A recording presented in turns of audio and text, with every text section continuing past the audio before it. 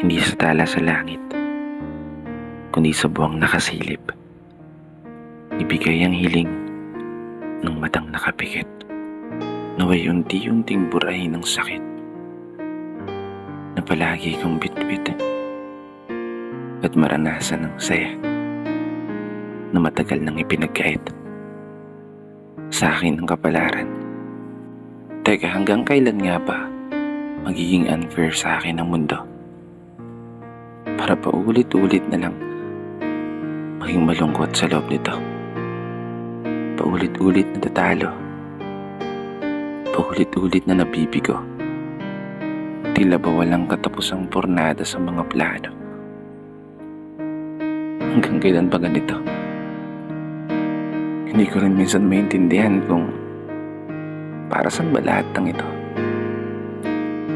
Pagsubok para patibayin ako, o pagsubok para pasukuin ako.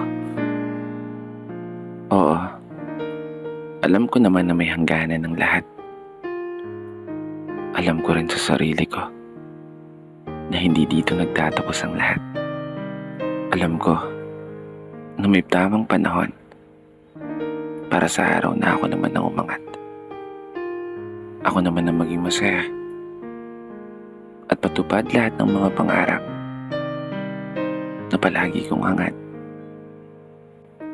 Sa totoo lang, hindi ko hiling na gumaan ang lahat. Ang gusto ko lang, ibigyan mo ako ng kalakasan para magawa kong harapin ang lahat. Magawa kong makayanan. Magawa kong mapagtagumpayan.